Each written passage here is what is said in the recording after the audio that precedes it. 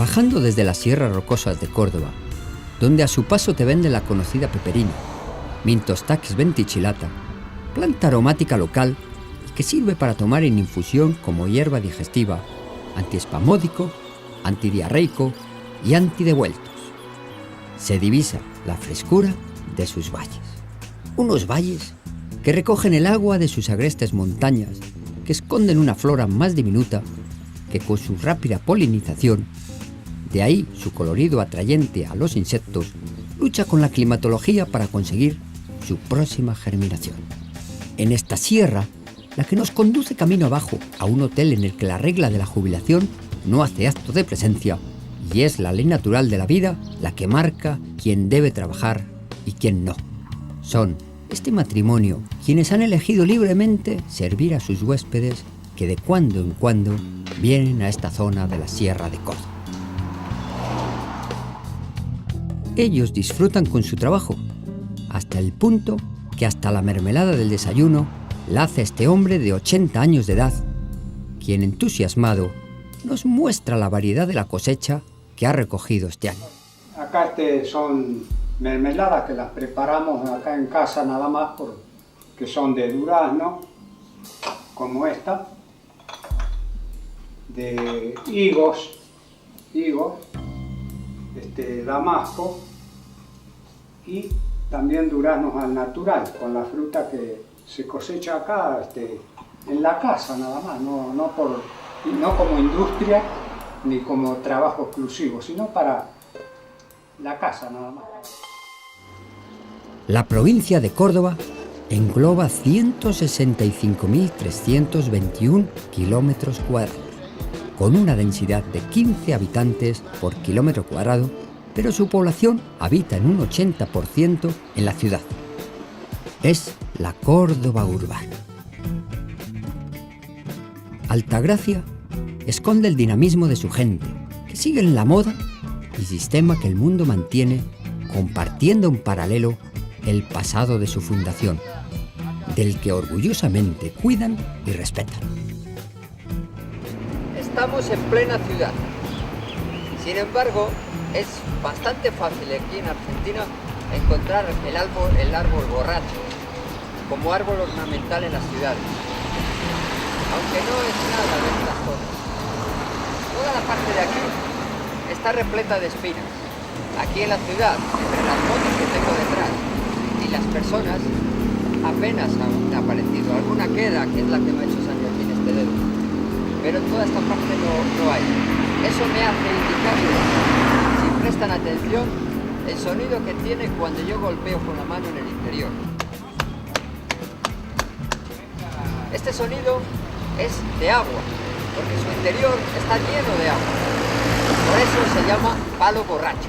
Protegidos por la UNESCO, que lo ampara desde el año 2000, fundada por los españoles, cuyo propósito evangelizador les llevaba a que los jesuitas, orden que llegaba a esta zona a dar a conocer a Cristo, se asentaran en lugares para convertirlos en ciudades con las necesidades que ellas requerían.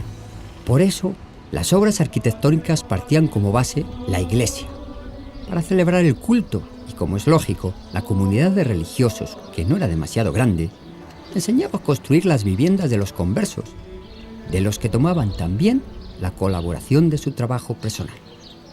Guiados por el maestro para construir el convento, que serviría para vivienda de los propios jesuitas, que posteriormente, y a medida que los indios se iban incorporando a la comunidad llegada, consta la venida de arquitectos españoles al inicio de algunas estancias jesuíticas, que posteriormente, a medida que los indios se iban incorporando a la comunidad llegada, fueron surgiendo de estos, y los propios jesuitas, las nuevas incorporaciones al núcleo urbano.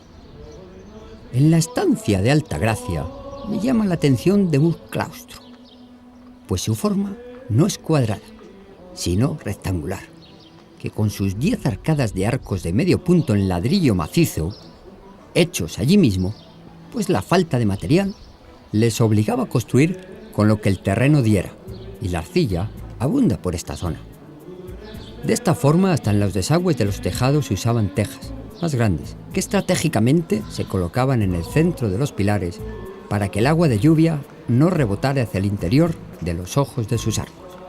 Pertenece a finales del siglo XVII y podemos ver las características de los conventos e iglesias españolas que contaban con el claustro, el pozo en el interior del convento para abastecer de agua sin riesgo de salir a buscarla, y el taxus, el tejo, como es conocido en su nombre vulgar, y que traído de España, pues aquí no había, seguía haciendo el simbolismo que indica la cercanía a Dios.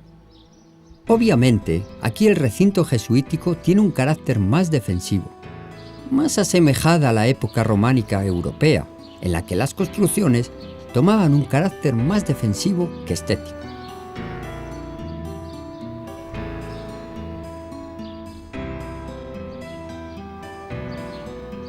No olvidemos que los jesuitas venían a conquistar una tierra de personas, lógicamente hostiles, y que si bien su intención era buena, no todos se convertían.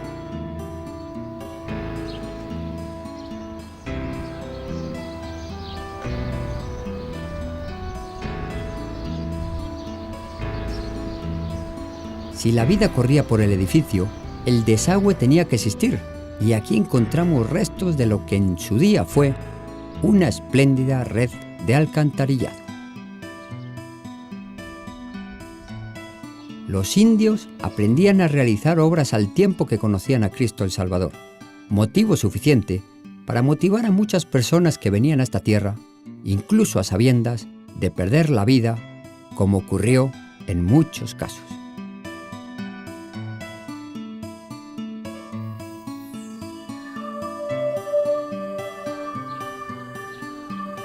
En latín, pues es lo que usaba la iglesia de aquel tiempo, IHS, Jesus Homini Salvator, o lo que es lo mismo, Jesús, hombre, Salvador. Otro dato curioso de la estancia jesuítica de Altagracia es su acequia colonial en su interior, la cual consta de 2 canaletas y es visible el lugar donde estaban ubicadas las compuertas. Datan de antes de la construcción del edificio, en el siglo XVII, lo que hace inclinar a la posibilidad de que los españoles se asentaban antes de que los jesuitas decidieran venir a fundar las diferentes estancias en Iberoamérica.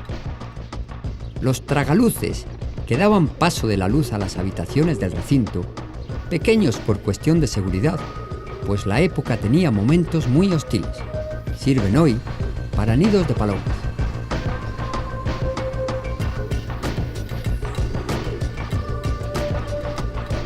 Aún se conserva el pavimento utilizado en la época en la que el barro cocido, material barato, resistente y aislante del frío y del calor, era lo más habitual. Los materiales elegidos como la cal, ladrillos, adobe, eran hechos meticulosamente y se rechazaba los de peor calidad. Los tejados con sus losetas de barro cocido hace ver la necesidad de medios que en el lugar tenían entonces. Los materiales no eran de lujo. La idea era construir autónomamente con la gente indígena del lugar, enseñándoles a construir bien con el material más abundante, la tierra. Eso sí, la construcción tenía que ser duradera, y si tenía entrada de agua, imprescindible para el sustento de los que allí vivían, la salida del agua fecal era imprescindible para una buena higiene. De ahí que el pozo séptico era un atraso y se optó por el desagüe del agua negra. La buena conservación del edificio hasta nuestros días no era solo una buena edificación, sino los cimientos. Por eso, y tal como dice el Evangelio de edificar tu fe sobre roca y no sobre arena, estos cimientos se montaron sobre y aprovechando la rocosidad del terreno, asomando algunas de ellas por las bases de las paredes.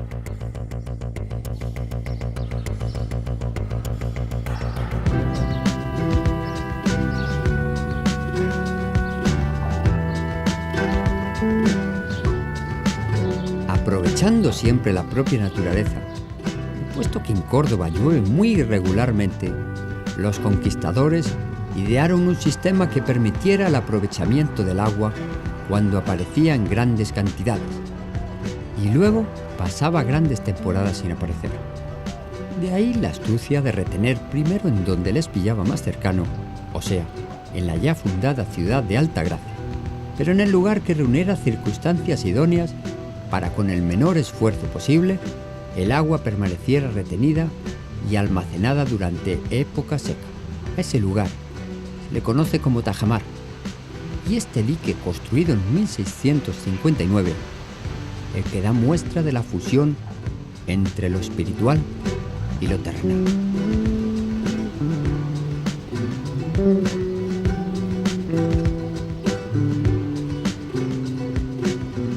Para los españoles, la evangelización era la prioridad de sus empresas.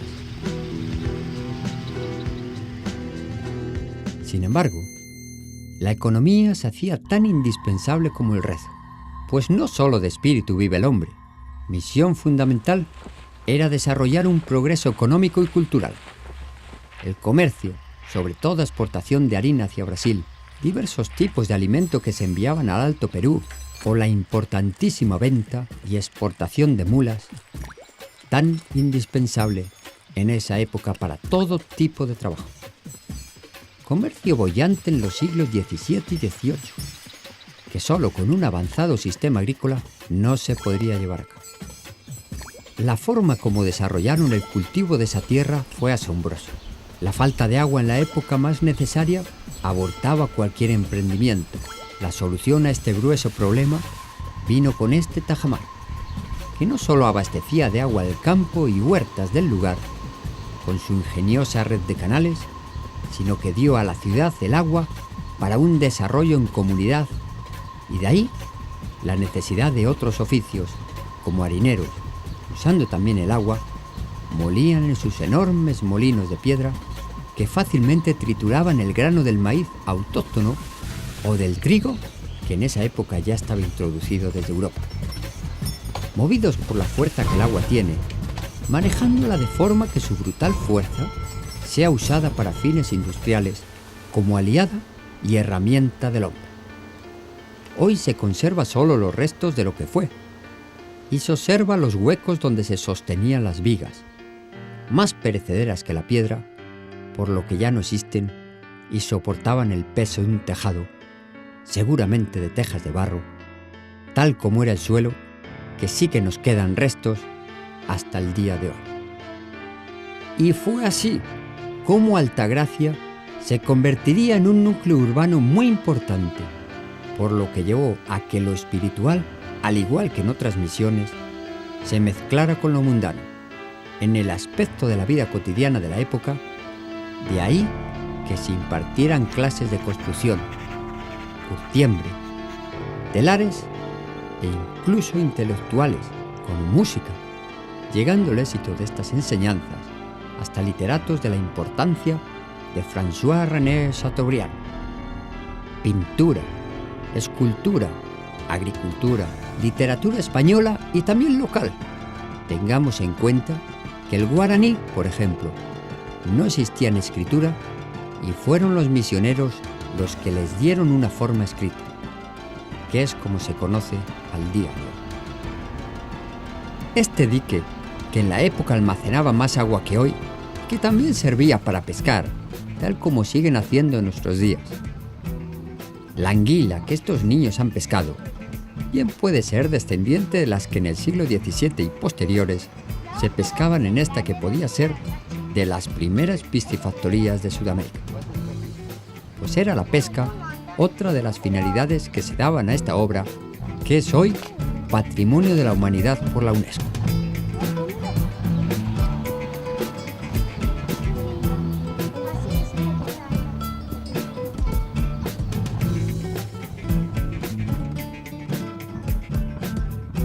Los 18 plátanos occidentales, que si bien no son del siglo XVII, sí sustituyeron a otros que entonces había, y que a pesar de ser de origen norteamericano, decora casi la totalidad de las ciudades europeas. Dan sombra a los muros, que miden 80 metros de largo, y donde se ubican lo que fueron las compuertas que daba el paso del agua a los canales de las huertas, al molino de harina y al batán, hoy inexistente, lugar que servía para curtir el cuero, otro oficio habitual en los quehaceres de la ciudad. No es difícil darnos cuenta de la importancia que tenía este dique, que es el más antiguo que se conserva en la provincia de Córdoba, para la vida y economía de la zona. Un desarrollo que abría cada vez más posibilidades para otros campos y oficios, por lo que en las estancias se enseñaban también diferentes trabajos y pronto este tajamar se quedaría pequeño, dando pie a usar el intelecto para que naturaleza y hombre trabajen en conjunto.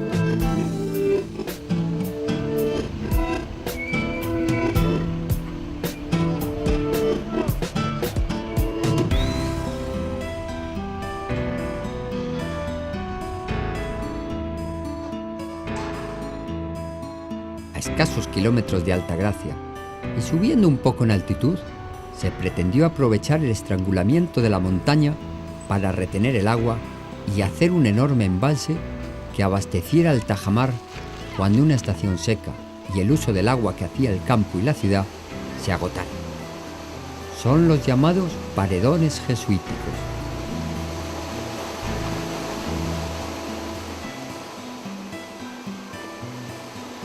Los muros contenían el agua que bajaba del arroyo. De esta forma, se contenía el agua y se podía almacenar cantidad suficiente para abastecer las huertas y la ciudad cada vez más desarrollada 4 kilómetros río abajo. Hoy son de uso público y se utilizan como merenderos de fin de semana. Una compuerta interna en el arroyo mandaba o retenía el paso del agua hacia el río.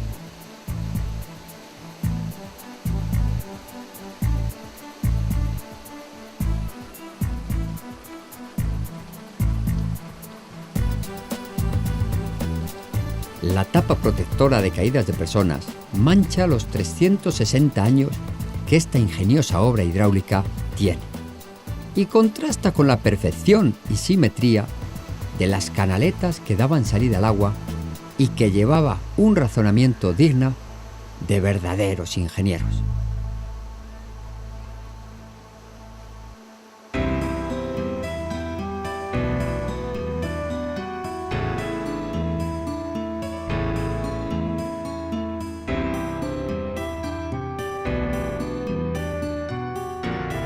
La capacidad de almacenamiento de metros cúbicos de agua es inimaginable.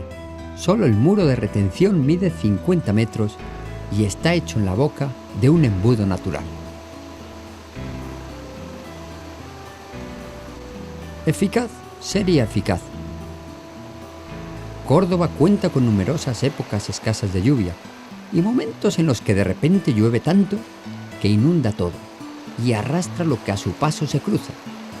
Digamos que los 15 litros de agua por metro cuadrado que cae en Córdoba es correcto para la vida y para una buena agricultura, pero el problema es que no está repartido por día, sino que esos 15 litros es la media del año y puede caer 100 litros por metro cuadrado en una hora y estar meses sin una gota. La irregularidad en la lluvia hace que estas obras de ingeniería de los españoles fuesen fundamentales para el desarrollo de la vida urbana.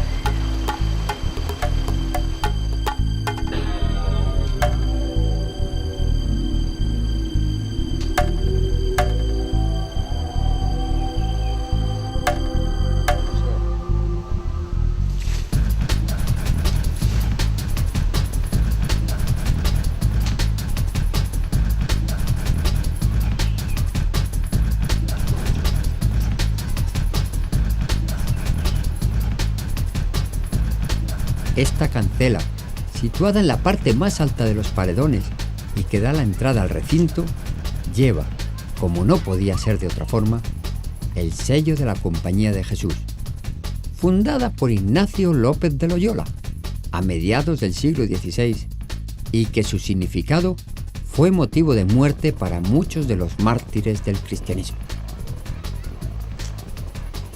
Los detalles que se conservan originales desde la época colonial conviven con el uso que hoy en día se da a este recinto.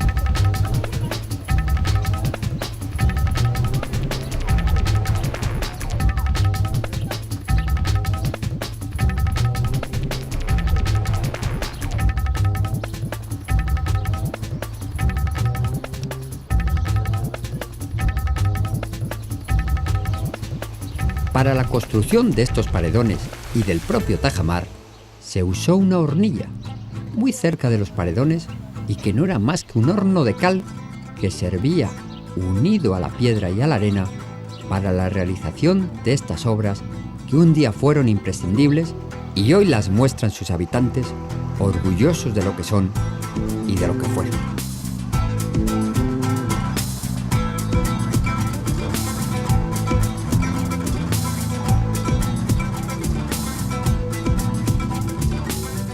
La noche nos envuelve una vez más con su encanto y nos muestra un paisaje de forma diferente.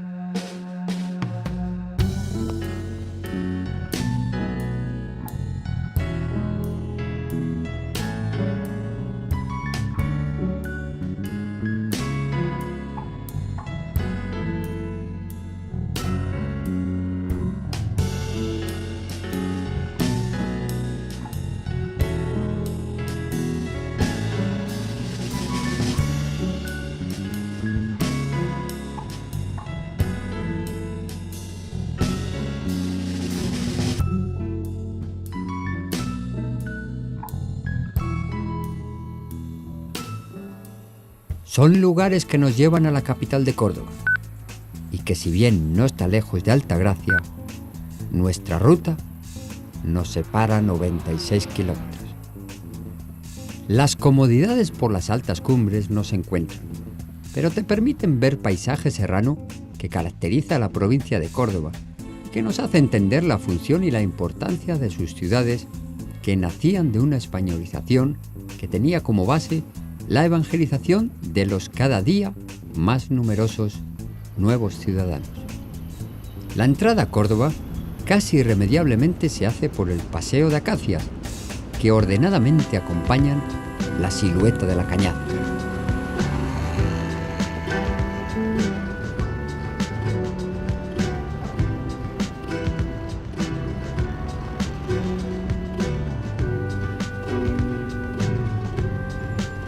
Una cañada que refresca la alta temperatura que alcanza la ciudad cordobesa en verano.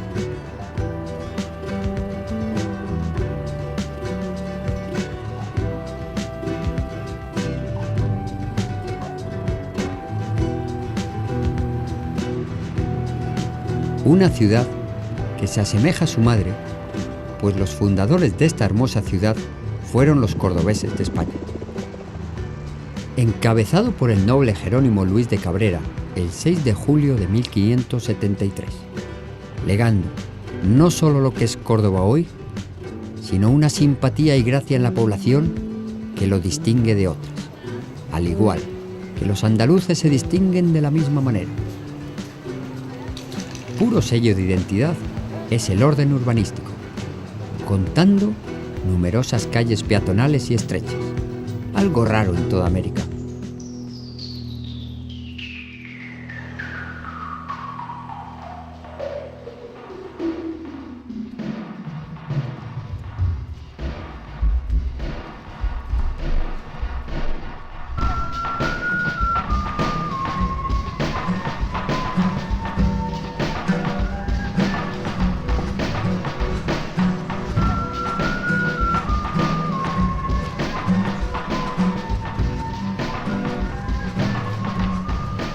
Al igual que la tendencia a decorar las mismas con flores o vegetación, que impida la entrada de los potentes rayos de sol que en las dos Córdobas existen, y del colorido a las calles que refleja la vida que en la sangre llevan los cordobeses.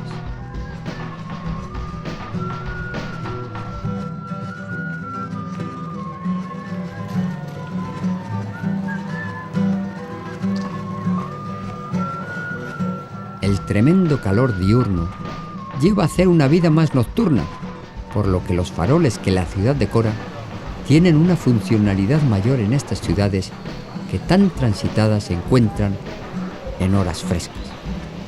Hermosas Córdoba, pero lo que realmente es digno de admiración son sus monumentos coloniales. Los fieles son llamados a celebrar sus seguimientos católicos en la sede de todas las iglesias de Córdoba.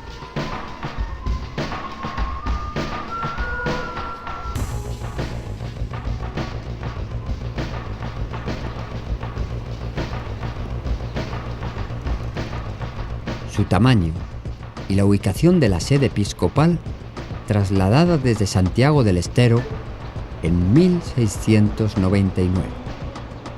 Indica que de la catedral hablamos. La iglesia mayor, que dignamente celebró las honras con motivo de la muerte del rey Felipe III en 1622, solicitaba que esta gran iglesia, ubicada al lado y separada solo por una calle de 24 pies de ancho, para poder dar así una perfecta perspectiva del Cabildo, en plena Plaza Mayor, tal como lo diseñó Luis de Cabrera en el invierno de la Nueva Córdoba y verano de la Antigua de 1573.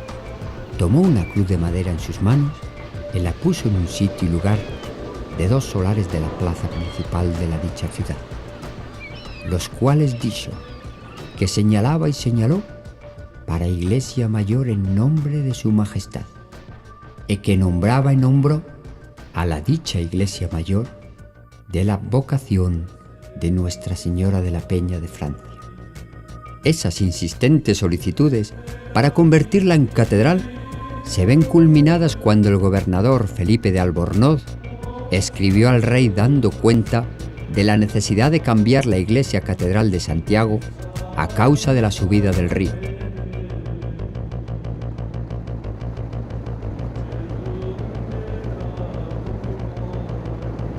El obispo Maldonado de Saavedra pidió al Papa: si esta catedral se mudare a otro sitio, que las gracias locales que tiene concedidas se continúen en ella como si no se mudara la iglesia esta pique, de que se la lleve uno de los más caudalosos ríos del mundo, que se ha llevado la mitad de la ciudad. Un 24 de junio de 1699 se convierte en catedral, dando a la ciudad la luz que necesitaba. Patrimonio de la Humanidad por la UNESCO en el año 2002, la manzana jesuítica, ubicada en el centro de lo que entonces se llamaba la región del Paraguay, que tan extensa era en esa época. Si existe Córdoba, es porque España tenía un propósito, discutible si era acertado o no, pero lo cierto es que la intención de los españoles, en su gran mayoría, era difundir y compartir el amor a Cristo Jesús y extender una cultura que se extendía e influía tan exageradamente en Europa. Por ello, las ciudades partían desde esta manzana que incluía la iglesia y residencia de los discípulos del santo español Ignacio López de Loyola, contando con el ya conocidísimo escudo de Jesús, hombre salvador.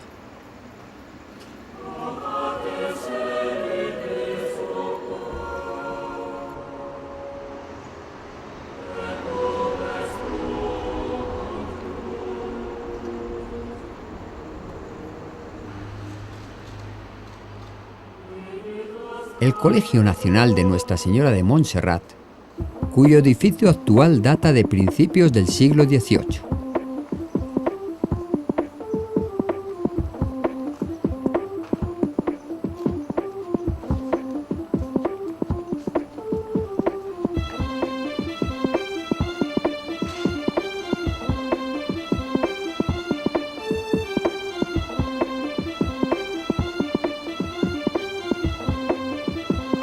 La universidad que estaba destinada a la metrópoli, donde Palencia, Valladolid y Salamanca pilotaban las primeras universidades del mundo entero.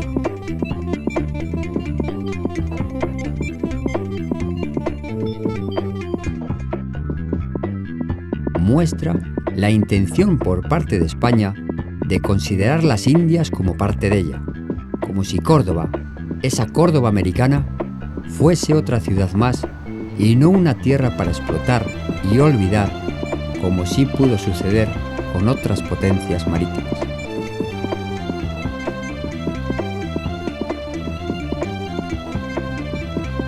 Compitiendo la Universidad de Córdoba con los mejores centros académicos europeos.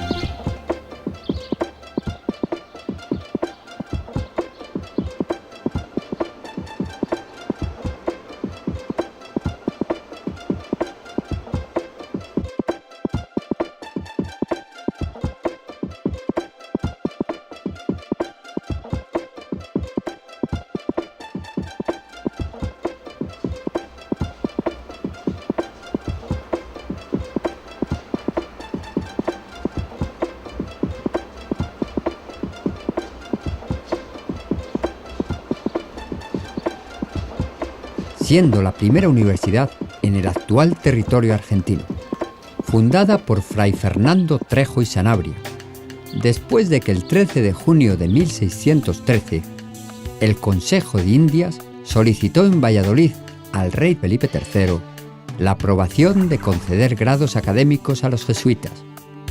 Aceptándolo el rey, los jesuitas querían llegar más allá y consiguieron que el Papa Gregorio XV los diera una autorización pontificia. Sin embargo, estas autorizaciones para otorgar a los religiosos grados académicos, tanto real como pontificia, no se hicieron de forma permanente hasta que el 29 de marzo de 1634 rubricó el breve el Papa Urbano VIII. El húngaro Orosz trajo la primera imprenta, trasladada a finales del siglo XVIII a Buenos Aires para servir en la Escuela de los Niños Expósitos. La arquitectura del edificio se fue enriqueciendo con la mayor parte de los fondos de la católica majestad del Piísimo Felipe, rey de las Españas, y con la intervención del arquitecto Bianchi entre 1727 y 1735, y una posterior con González en 1892.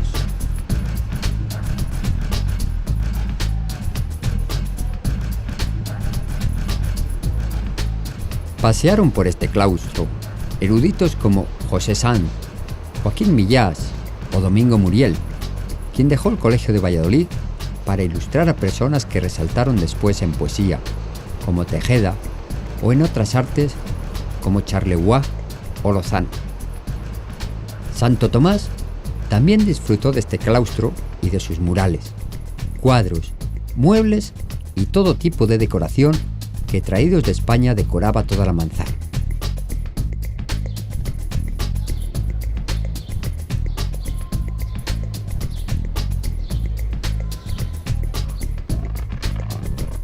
Cuando a Carlos III, en 1767, no le quedó más remedio que expulsar del Reino de España, incluidas sus colonias, de Europa, África, Asia y América, a la orden religiosa de los jesuitas, por desobedecer, inmiscuirse y desestabilizar el gobierno de Madrid, en repetidas e insistentes ocasiones. La manzana jesuítica se vació de sus bienes muebles, llevándose a Roma todo lo que enardecía el lugar.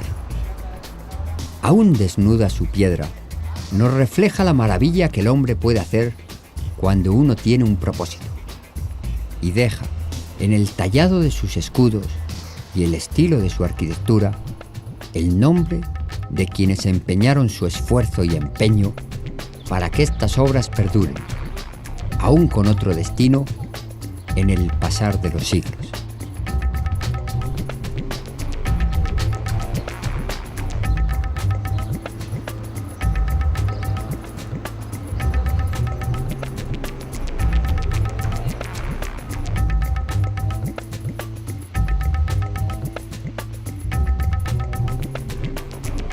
En verano puede llegar a caer una tormenta que en breve instante inunde todo, y los ríos y arroyos recogen el agua que su cauce no puede, arrastrando y anegando lugares que pocos minutos antes no sentían el frescor del agua desde hacía meses. Así es la provincia de Córdoba.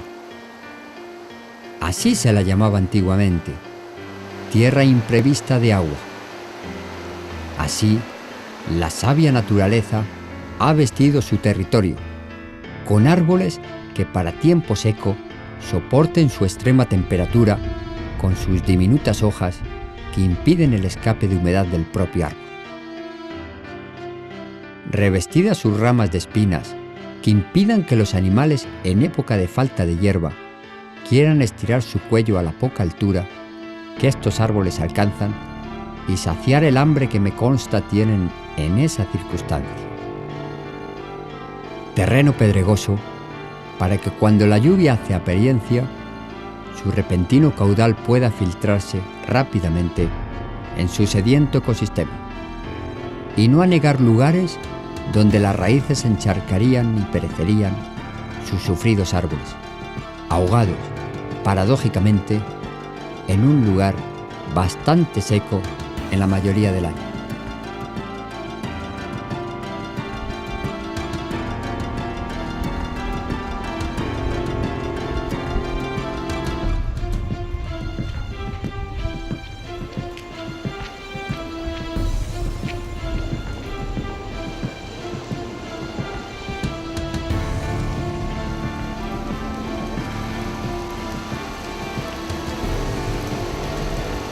Es Córdoba capital víctima del mismo efecto de su provincia, y de cualquier forma, la lluvia siempre es bien recibida.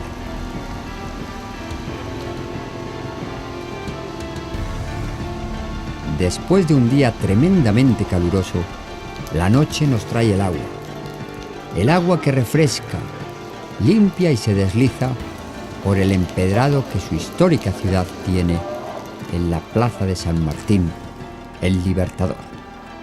La ciudad toma un frescor que te devuelve la fuerza y te invita a dar una vuelta, paseando por esas calles iluminadas donde los faroles dan una belleza mayor a aquello que ilumina. Córdoba nos lleva a confundir con cualquier rincón de cualquier ciudad europea, donde su chispear hace reflejar la luz tenue que refleja edificios de una arquitectura que enaltece al cordobés. Pongamos París o tal vez Roma.